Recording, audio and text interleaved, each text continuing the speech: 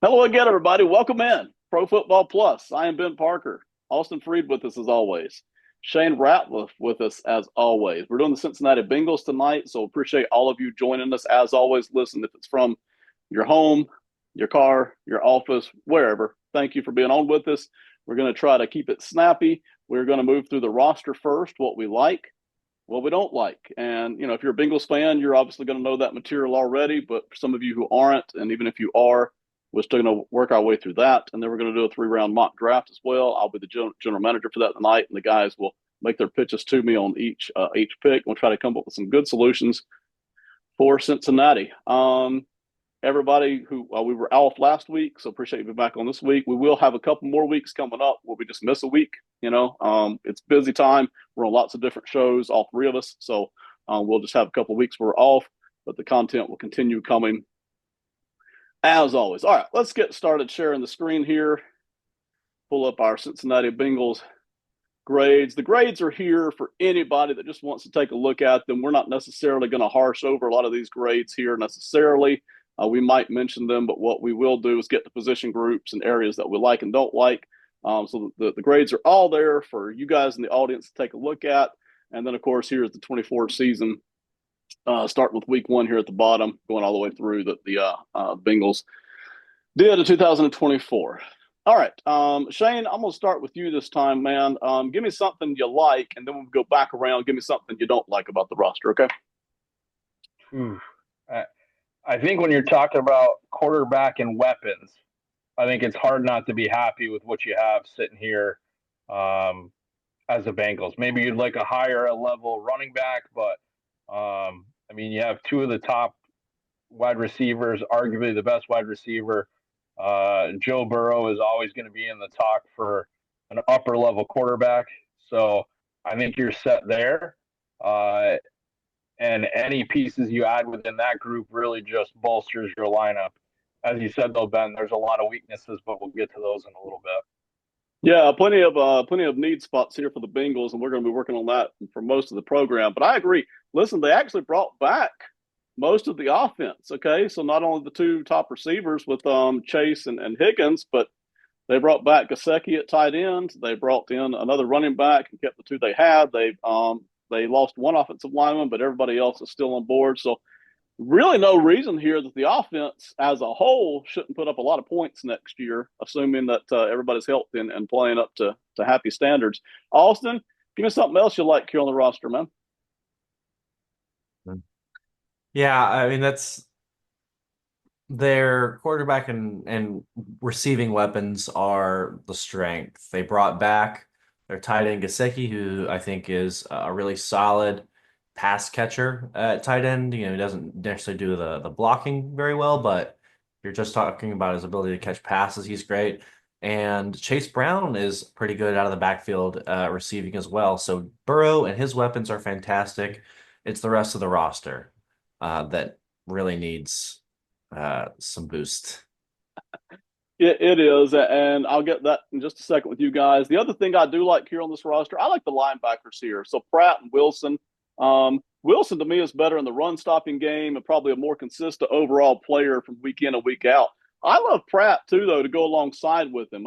Pratt is not as consistent, but when I watch the Bengals play, this has been 2 or 3 years now. Pratt just seems to have a penchant for big plays at big moments, and it just seems to really kind of pop up at different times. So I like both of these linebackers. It's not a dominant linebacking core, but it is a good workable core. And then they added in Oren Burks, I think, from the Eagles as well to just kind of start working in on the rotation side of things. He won't take a starting spot there, but Pratt and Wilson, to me, a good linebacking core.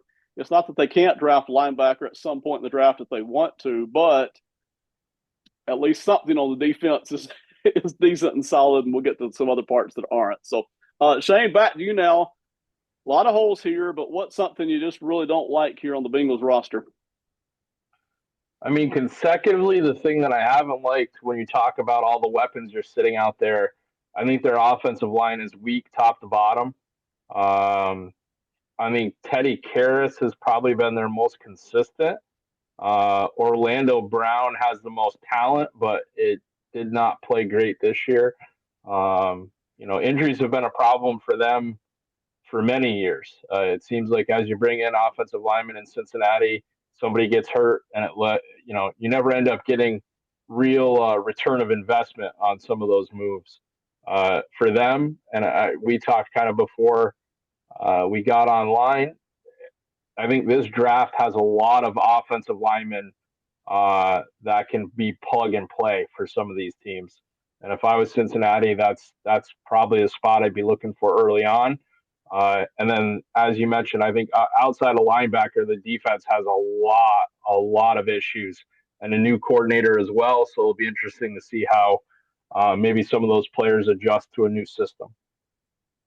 All right, Austin, lots of other holes to pick from here, but what's something else that could use a pretty good upgrade here on the roster, man? I'm going to go specifically with defensive line. I think most people look more at their secondary where their issue is, but I think they have some pretty decent just like bodies out there. What they're missing is maybe like one really solid guy. They have that on their defensive line with Trey Hendrickson, but the rest of the group, outside of like a BJ Hill who's a solid body, are like actively bad.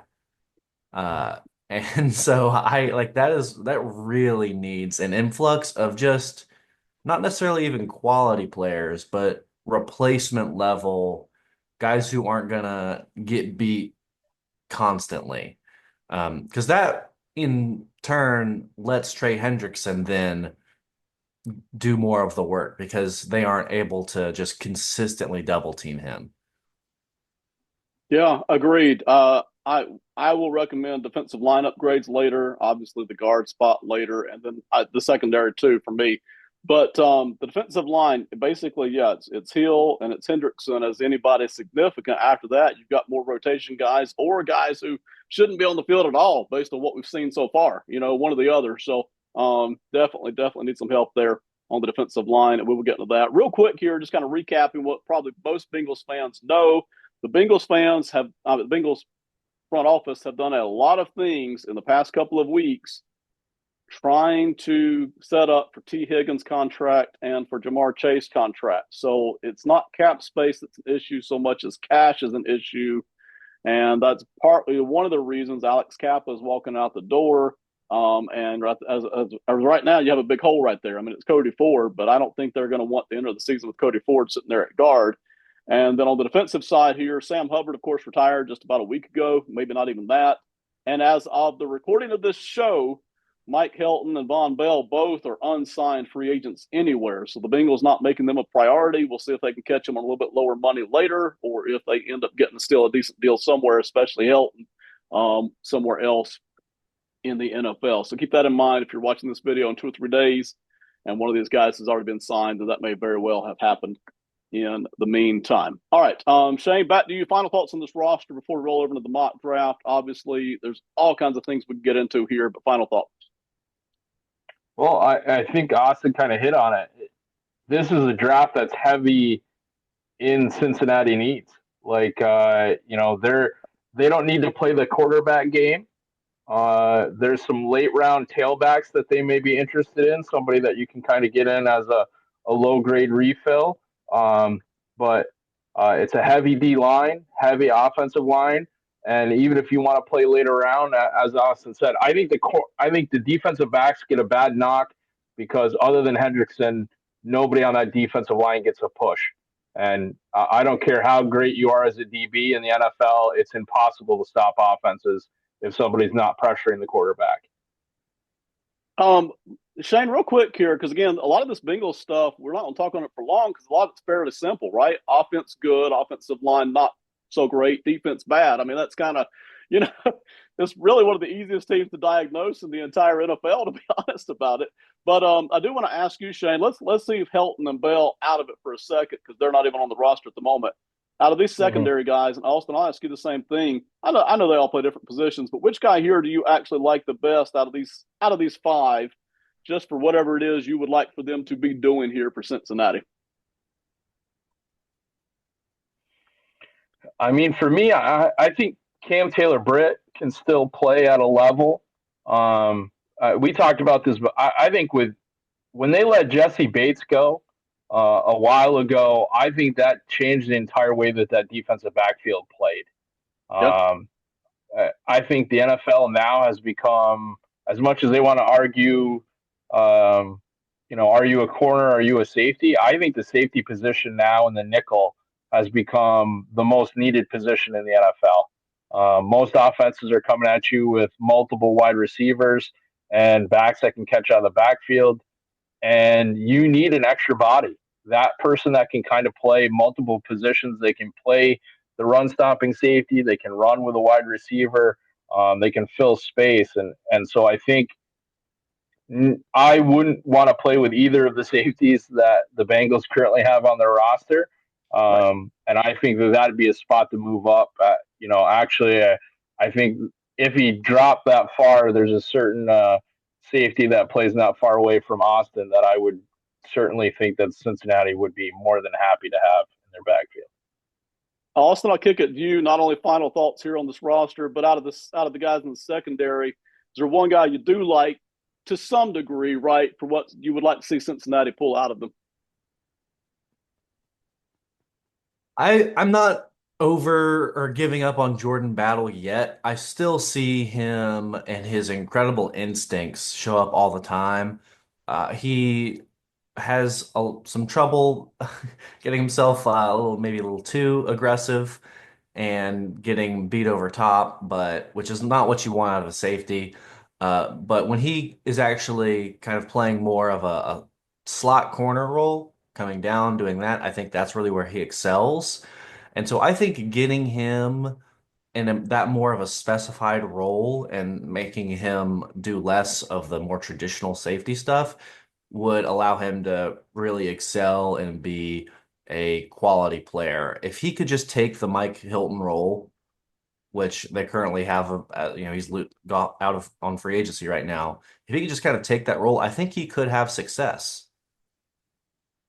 And I hate to have an ignorant question here, but I don't want to put up online. Daxton Hill is also still on this roster, right?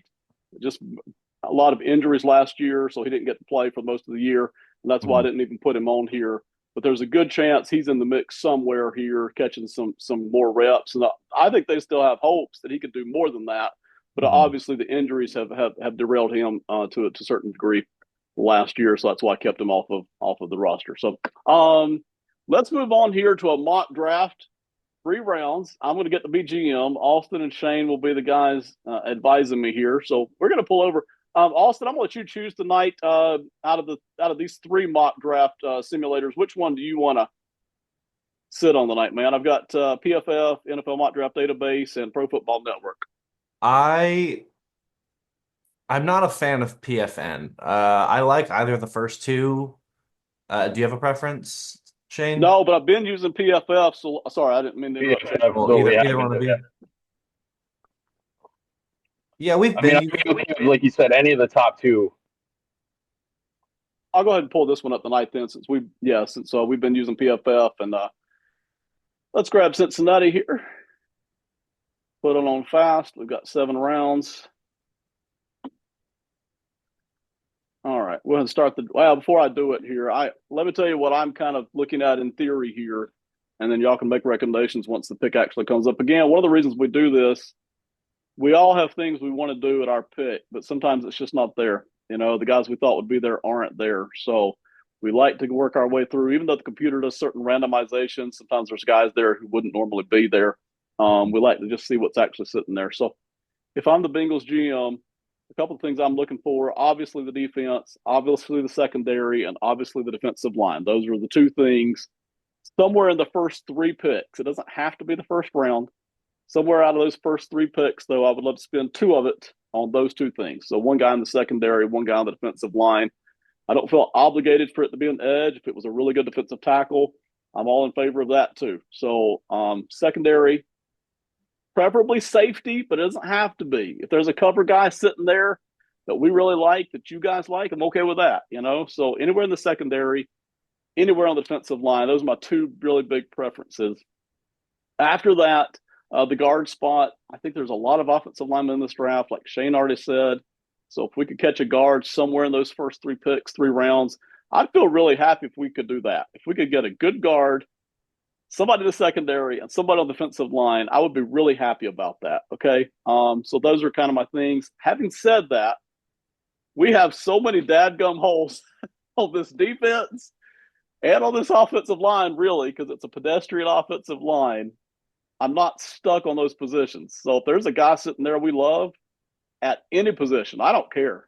Linebacker, running back, I don't care. If there's a guy there we love, I'm open to it. If you guys are in on that, okay. So that's what I'm wanting to accomplish here with the Cincinnati Bengals. Let's get to it. I'm pretty excited about this. I love the mock drafting, and I especially enjoy doing it by teams with Cincinnati. So ignore all trade offers. We don't want to rack up 23 picks tonight.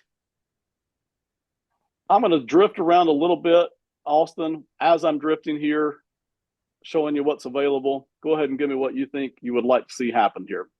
Well, hey, I was like, I said to myself, if Membu or Will Johnson are here, I'm taking them without question. That was in my head before you hit start draft, and they're both here.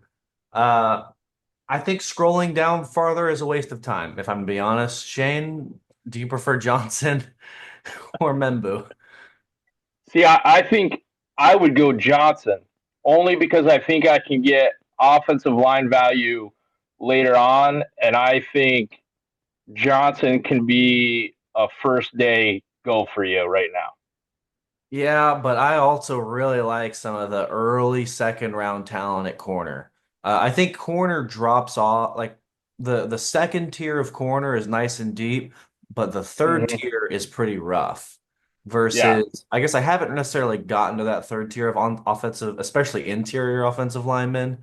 Like I know I have the top like four guys who I like, and that's including, well, five if you include Campbell as a guard, who definitely could be a guard. But um, yeah, I don't have necessarily a lean either way. I think there's the odds of getting one or the other in the second round are pretty good. I just don't know which one's going to be there. All right. I like what both of y'all are putting out there.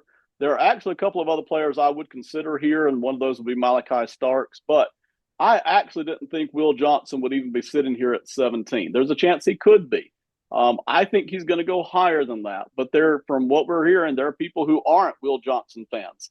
And so, if those teams that need a corner in this draft don't like Johnson, he could slide past those windows, right? For the windows of picking a corner. So and I love Mimbo too. I absolutely love Mimbo's tape. Goodness gracious, there is no way to turn on Mimbo's tape. We talked about him a couple of weeks ago with a different team, and not love it. I'm going to go with Will Johnson. I really want to fix the defense. I really want somebody in the secondary. And as much as I love Mimbo, Burrow seems okay with the offensive line being pedestrian. I don't know Yeah. why, but he seems okay with it. So, really, for those two reasons alone, I like Johnson. I didn't think he would necessarily be here. Plus, the defense being the bigger need, I'm going to go with Will Johnson. So, let's go ahead and get that up here. And before I click it, because that'll take us to our next pick, what I would love now is either catch that offensive line spot, which we just passed up on, or defensive line. I'm not necessarily trying to go trenches just because it's trendy. I can't tell you how much I hate it when somebody wins the Super Bowl, and it happens every dadgum year, and all of a sudden, whoever won the Super Bowl, everybody's trying to copy that because that's the new way to do it. All right. So it happens every friggin' year with whoever wins the Super Bowl. But the Cincinnati Bengals happen to need a good guard and a good defensive lineman. So that would be my preferences. All right, let's go ahead and click on Will Johnson here. Thank y'all for the input there on the first round. Getting us through to pick 49. Computer will give it to us here in just a second.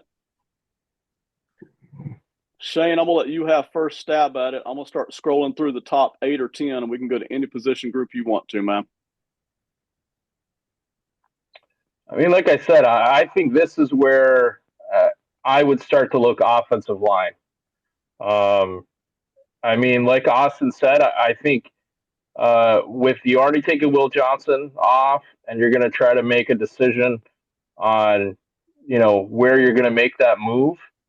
I think there's a lot of options that are available here, and I see it seems like every single mock draft we've done, the second pick, Jonas Sonovea has been the last element that's come up. We've all talked about like sheer athletic ability, and when you're watching somebody Yeah. else, that he just pops out on tape.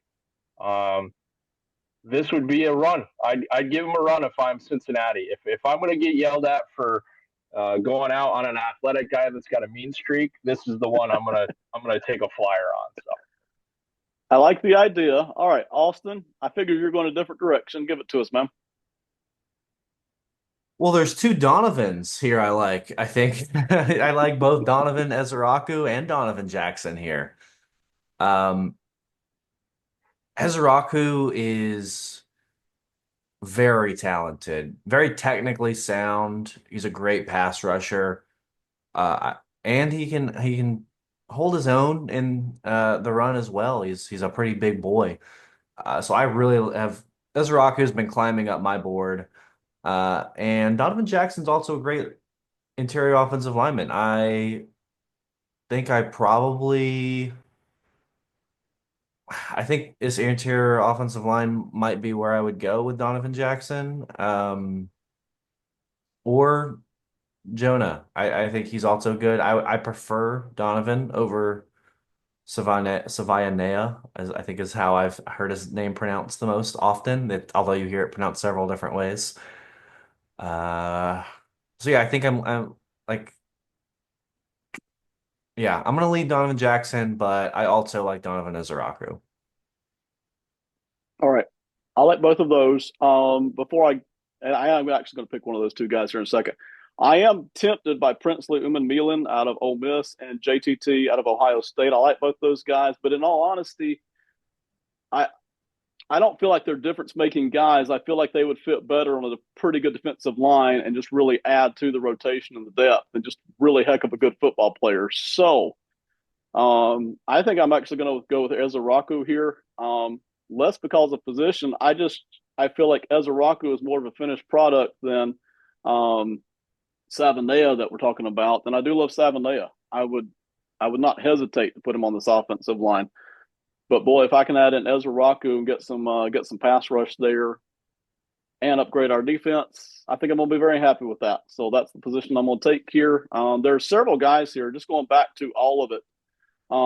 Ezeraku for sure. We mentioned the other Donovan. Um, Benjamin Morrison, if we hadn't already gone Will Johnson, I would have been thinking about. After that starts to take a step down, I think. But anyway, Ezeraku is where we're going to go. All right, so I passed up offensive line twice. And I know what's going to happen. We're going to get down to the third round. We ain't got no offensive lineman we like. Okay, that's the way the world works. But if there's an offensive lineman we like here in the third round here in just a second at pick number 81, then that would be my preference. If not, then we're just going to go with best player available. And oh well, the offensive line will be what it is, free agency, whatever. Okay, so here's Ezeraku. Give the computer a little bit of a time here. Apologies for the dead space. Getting the pick 81 for Cincinnati. Let's walk through and see what's here. Schlesinger from UCLA, Fannin from Bowling Green. There's Isaiah Bond, Joshua Farmer. Bounce around a couple of position groups here. Interior offensive line, there is Wilson, Grant, McLaughlin. At offensive tackle, Millum, Jones, Lunt. At wide receiver, Bond, Royal, Williams. Actually, a little cluster of receivers there. Back at the secondary, and I agree, Austin. I don't know if this is exactly where you had a huge drop off in mind when you were talking about the secondary, but to me, once you get pick 90 somewhere in there, I think there's a huge drop off in terms of the guys available in the secondary, in my opinion. Couple of safeties sitting there, couple of edges sitting there. All right, Austin, I'm gonna carry it back to you. You take us wherever you want to go. Make a recommendation, man. Listen, I know everybody thinks Isaiah Bond is some slow bum who, didn't break the 40 combine record, but Isaiah Bond's a great player. He has totally like way over swung down. Like, you have the ebbs and flows of uh Yeah. just the draft order and how people feel on players. Bond was a first round pick like 3 weeks ago. And combine hits, he has a good combine. not an elite level combine, which he had kind of promised. Right. He oversold, and then it's come to bite him. Isaiah Bond is a great pick here. I know you've got two outstanding wide receivers, but T. Higgins is on a franchise tag. Andre Yoshivas is fine, but he's another just kind of big body Yeah. outside guy. And then they drafted a guy I love in Jermaine Burton last year, but he has serious character concerns that have not gotten any better since getting into the league. Honestly, he might not be on the team next year just due to not being uh worth a roster spot due to his not his makeup as a player, but as a man. Unfortunately, that's just the world we're living in right now. So Isaiah Bond here is a pick for the future. He is very talented, and I don't think will be available into this late in the draft. I think on my list right now. He is my number 49 player, so I think he should be gone by now. Yeah, I would agree. I actually don't think Isaiah Bond is still going to be here. I'm just drifting through some of the highlights now. I actually don't think Bond is going to be here. And I would seriously, he's among, at this 81st pick, he's among, I don't know, I think there's still probably 7 guys I like right here. I'm not sure any of them are playing offensive line at the moment. I'm gonna go to my football offensive line expert here in a second with Shane. There's a couple of offensive line I'm okay with, not thrilled about. There's actually players at other positions that I don't necessarily need that I'm more in love with. But Shane, you do a lot of offensive line work. You're the football guy, so what you feeling here? Well, I agree with both you and Austin, and actually Austin kind of predicated what my pick is going to be, which is a little off the board for me, but I'll kind of answer on that offensive line. I'm with you. I don't have a guy right in that series that jumps out at me that I think that you can't get a similar player with the back half of the draft that you have. I mean, your last 3 picks are all back to back to back, really. You're pretty tight in there. And if you like a guy and somebody's moved, you can make a chance. And also for offensive linemen, you can bring in guys that were undrafted and still have a serviceable offensive line. Like you said, Joe Burrow apparently has not been requesting get me a tackle, even though he's been just taking a beating these couple of years. Um, Austin mentioned Jermaine Burton, and I think what he could have brought to that offense is a great weapon. And I think as a team that's sitting in Ohio, I think they got a chance to see somebody at Bowling Green and Fannin Jr. that can fill a role similar to that. And I think if you're going to get an offensive weapon, you want him to be able to be used as not your number one option, but as a side option. And I think with what you have in T. Higgins and Jamar Chase, it's going to open up the middle of the field, and that's where Fannin makes a killing. You increase the talent around him. You get him a all world-class quarterback and a guy who doesn't drop the ball, who had that many catches as a tight end on an offense that was not good at Bowling Green. I'd love to see what he do in this offense. All right. All the reporting is in from the precincts. We've got Fannin and we've got Bond. I'm actually all into both of those. I'm leaning a different direction here only because there's a couple of guys I like even more, but I may come back to one of those 2 picks. So real quick, as I'm talking my way through it, I want the audience to see again. As I'm looking at it, for different teams, I like Bond, I like Royals, I like Williams with the size, Johnson with the speed again. I like these 4 guys. I do think Bond's a good value pick if you're into value picks. Again, we talked about the offensive line, not much there. I actually like I, Schlesinger and I Knight. do like Jared Wilson in the interior offensive line. He would be if we Okay. had to go O-line, that's where I would go. Okay.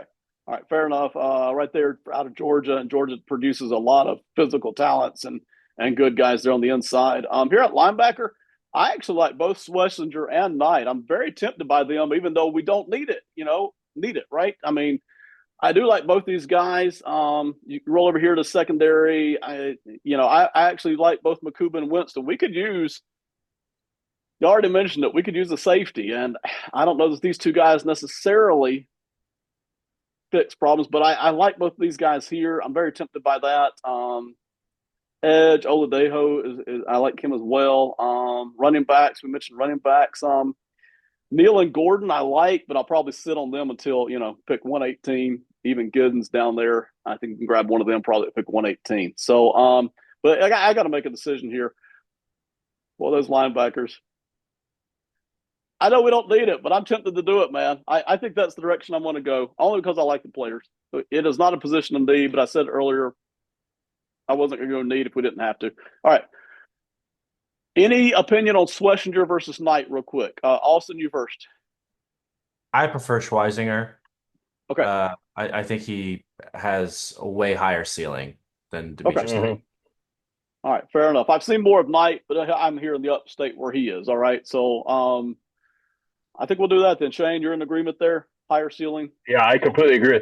I think he's played really well. He's been gone through an awful lot of transition at UCLA, but has been a shining star for them defensively. I wholeheartedly agree with Austin. I think the upside for him could be huge. You get him around some more talent, and you give him a defined role. I think he can be a great player for them. He reminds me a lot of Eric Kendricks. Yes. Okay. Really good in coverage. I think he also is one of those guys that can fill. You mentioned Wilson is kind of more of that downhill guy. You can pair him up with a Wilson and let him take care of everything else, and let Wilson do what he does best.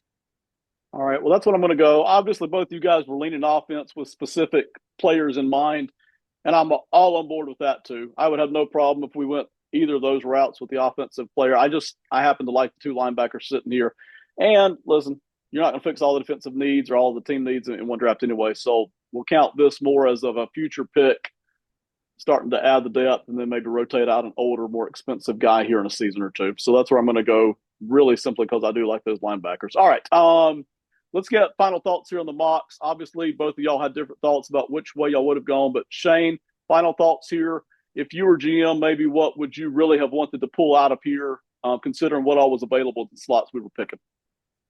I mean, like you said, I looked for some different things, but if I'm the Cincinnati Bengals and I look at the draft and these are the first three guys we got, I'm happy with what we're walking out of there with. I think we picked guys that all have upside. And when you're in the draft, that's what you're looking for. There's so few players nowadays that come out that are finished products where you go, okay, this is eliminated, this is eliminated, this is eliminated. And with Cincinnati, I mean, Austin mentioned it with Jermaine Burton. Cincinnati's had problems with character in the past. And I think the three guys that we are also taking have all passed that test. They're all going to interview well. They've all gone through things. And I think sometimes that's what you need. You're making a change defensively. I think the guys that we're bringing in will help that. And if you're Cincinnati and you sign all these offensive guys, what more do you want to show your new defensive coordinator that I'm going to help you out than to bring in weapons right away? So, how much were you going to add offensively to this? Like, other than offensive line, and it's not like no team's going to draft, two tackles and a guard in the first three picks in this NFL. So I think Cincinnati would be very happy with what we did in this round. Yeah, I did not plan, obviously, at the outset. I did not plan to go defense with all three picks. It's just who I happened to like when it was there.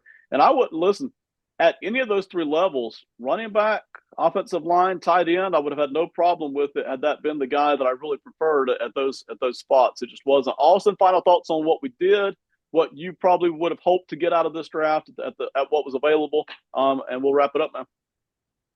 Well, do I think this is necessarily the best draft for the Bengals, regardless of like what the outcome was last year? No. But when you look at what happened last year, and from a general manager standpoint and a head coach standpoint, this is what I kind of want, though. This is saying, like, listen, we saw what went wrong last year, and we're going to answer with going three defensive players here. So I don't necessarily think this is like a wrong way to go about it, considering how last year turned out. And I think this very well could happen. Just three defensive players in the first three rounds. Yeah, and I don't I don't love it, but I like it. I like what we got here. There are other guys I'm maybe hoping might sit there at 17 that weren't. But I really like Will Johnson, so I was surprised he Mhm. was sitting there. So I like what we did Johnson's here. not the one you complain about in this No, in No. this series. no, Well, he's the I, no complaints. I think he also mentioned, Ben, that the NFL being a copycat league. And if you take a look at Philadelphia, they said we need help pass defense. So what did they do Yeah, with their first two draft picks? Take DBs. We're going to let them play, and we're going to go out there. yeah. Detroit. What was Detroit's problem? We need defensive backs. They went and did. So the thing is, like Austin said, if you're the GM and you're looking at Cincinnati and you go, well, we didn't cover anybody last year and we didn't stop anybody, and somehow we still managed to win games because we scored 50 points a game. If we get it down to where we're in the 28-point range, I'm trusting that my offense is going to be able to win a lot of those games right now. No, you're not right. And just to pile on here, just for me, if Makuba, they were sitting here at pick 118, so I'm glad I didn't take them at 81. Makuba and Winston both sitting here. I didn't plan it, but if one of them's sitting there, I'm gonna go ahead and grab a young safety too and just add on. My honest thought is we'll wrap it up with this here. No matter what Cincinnati does, the offense is going to be really good next year. And the defense is still going to struggle, even if they do add some good young defensive talent, because they just have too many holes. So that's honestly kind of what I'm thinking. No matter what they do, they're still a year away from being right back up into strong on both sides of the football. I don't think they can fix everything on that defense in one off season. Okay, Shane, final 60 thoughts tonight, man. Whatever you got. I mean, we're heading into March Madness season, so I mean, always interested on that. And uh, I mean, for me right now, it's how many starting pitchers are going to make it through the spring and still be ready to go. Uh, I mean, Major League Baseball is kicking off right around the corner. That's always one of my favorite starts. It's for where I am. It's still going to be snowing, and I played all my high school and college ball in the snow basically until we got towards the end of the year. But I think that's the great part about baseball. With that season being so long, what you can see how these teams start out and the ability for you to catch fire and then get to the All-Star break and have a great run. So looking forward to the start of many new sports seasons. Awesome. Final 60, man. Yeah, I'm gonna shout out the Japan series because it starts next Tuesday. So we'll be recording on Tuesday, so I don't want you to miss it. The Japan series is going to be the Dodgers versus the Cubs, and it's going to be a lot of Japanese talent in it. Obviously, you've got Shohei Ohtani, but he's not the only guy. You've got, the new guy in the block, Roki Sasaki for the Dodgers. Their guy last year, Yoshinobu Yamamoto, and then the Cubs have Seiya Suzuki is an outfielder who I believe is Japanese, Mm-hmm. and their star pitcher Mike, aka Shota Imanaga. So a lot of star Japanese players playing overseas, and it's not necessarily it's before opening week off. It's or opening weekend. I tried to combine weekend and kickoff there. It's like 2 weeks before opening weekend, so the Japan series. Make sure you settle a reminder. Baseball is here. Final thoughts, really just show notes over the next few weeks leading up to the draft. What we're doing here, we next week are going to have a free agent focused show. We will mostly talk about the Patriots and the Vikings, kind of drill down on what all they did over the first week or so of free agency. We will hit on maybe a couple other things we did or don't like from around the league, right? So each guy will have one thing you really did like that some other team did and one thing they didn't, and that'll kind of be our highlights. But we're really going to focus on the Patriots and the Vikings next week. In the coming weeks, we're going to do the Dallas Cowboys, where we'll talk about player grades and do a 3-round mock. We'll do the same thing with Carolina Panthers. Then we'll come back around, and after hitting the renewed Patriots and Vikings, we'll hit their player grades again, both sides, just like we've done tonight with Cincinnati, and we'll do a 3-round mock for them. And then the draft's going to be here. All right, so we'll actually talk about what happened in the draft, and that is what is all coming up over the next few weeks. All right, thank you very much for being a part. Everybody have a great one. We'll see you next time. Bye.